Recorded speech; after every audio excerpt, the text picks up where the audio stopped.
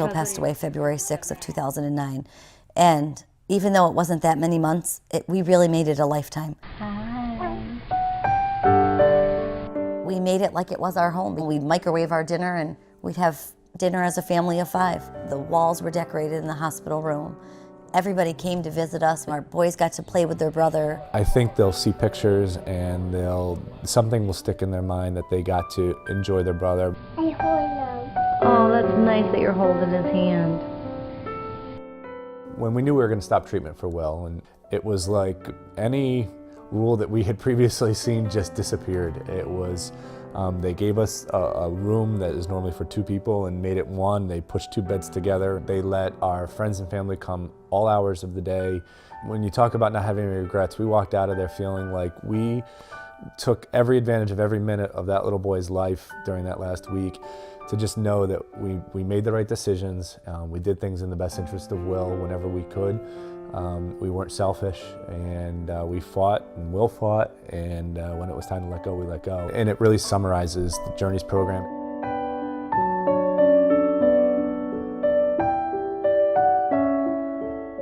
So the Journeys program was developed over a year ago to represent a pediatric palliative care approach for families who are fighting with life-threatening and chronic medical illnesses. The purposes of this group of individuals, a team, is to help support the family in both decision-making, communication with their doctors, and trying to help families not have any regrets about their medical treatment and the journey that their child witnessed. It's impacting families like ours. Large centers outside of here where, again, children might have been receiving specialized care at Sloan Kettering or at Boston Children's, those doctors too can now know that they can interface with the palliative care team as well. The program is growing. We're busy every day. We're now at a place where with 75 active consults, we need to be able to be doing more and more. So one of the things that is our most immediate need is going to be funding for a nurse and or a nurse practitioner, funding for more full-time social work. It's well over 50 kids, and part of it's like, oh my gosh, there's that many kids that are part of this program, but at the same time you're thinking those were kids that weren't getting that palliative care 2 years ago. We are so incredibly grateful for the efforts and support of the Brave Will Foundation. Without their support, we wouldn't be able to do what we are currently doing. Because of all these incredible people that come to our event and help us raise money, it's not just me and Matt, it's everybody together. And we really want people to remember how we could run through a sprinkler, have ice cream dripping down your arm. These are simple, great childhood pleasures that a lot of kids unfortunately don't have. And we want every kid and every adult to always remember what it's like to be a kid.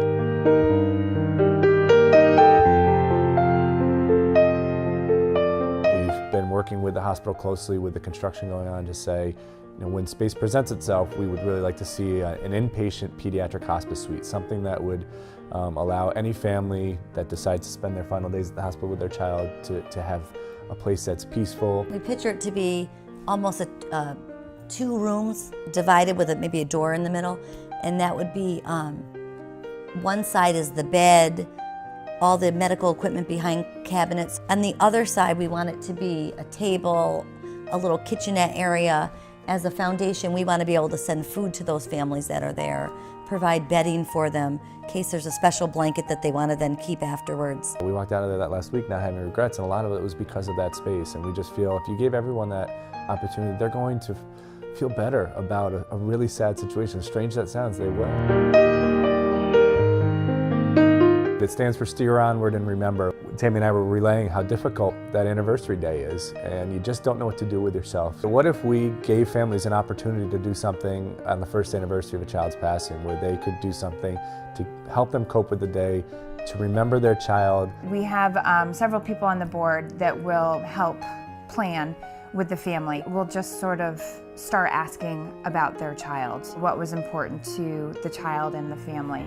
And from there, an idea usually starts to grow. One of the events that we did was a butterfly release at the family's home. We just didn't know how we were going to handle it that day. I think it's hard enough to sit, to be day to day thinking about your son or daughter who has passed, and especially on that first anniversary. It was just so nice not to have to worry about anything, you know, except, you know, Michael's memory.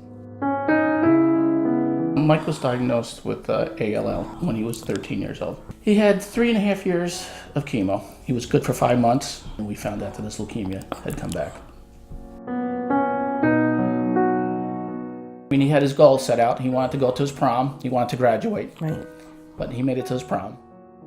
The night before he passed, he was in bed. So at one point he said to me, hey, Dad, I see that butterfly. And a few weeks prior to that, we had spoken about some butterflies. And I said, which one? And he said, that orange with the black spots on it. I see it. 3 days after he had passed, I was out on the deck, and our bedroom doors come out to a deck.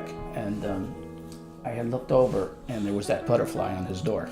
You're hoping that they were signs that you know, he was trying to say that he was okay. Then Frank came up and said, why don't we have a butterfly release? Things that we associate butterflies with Mike. They took off, and they lingered up on the deck. Near his door. Near his door. On Rocco, his brother. His brother, yeah. You look around and you look at the butterflies and you see that they're free. And, you know, I want to believe that he's free from his pain and everything. And as much as I wish he was still here with us, you just feel that sense of it's okay. He's going to be all right.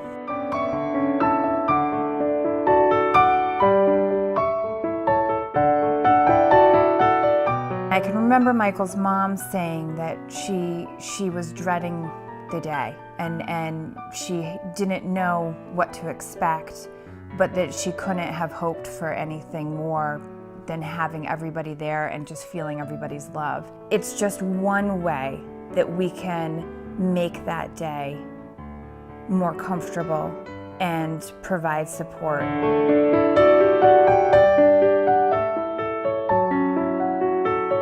Just reminded us of our son. No, I have no regrets at all. I mean, I'm grateful for Matt and Tammy for helping us with this. I was concerned, you know, that Michael would be forgotten, and on the day of his anniversary of his passing, when we've seen such a large turnout of friends and family, we know that he will never be forgotten. I remember specifically the day I met Tammy and little Will.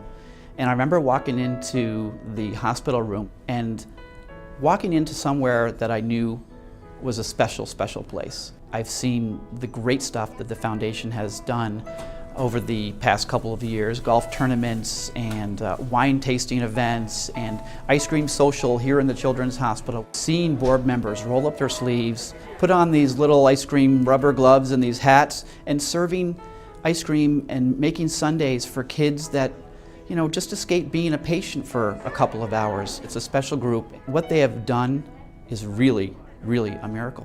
We got behind a car a couple months ago coming off the Northway, and they had one of our Celebrate Willpower magnets on the back, and it's just the coolest thing. It really is to be like, there's my boy. We hope we get put out of business. That means no child is ever dying from any childhood illness, not just cancer, anything. So I feel like at least we're bringing the attention to people of this is happening. Unfortunately, kids are dying, and what can you do to help? We know we're making a difference.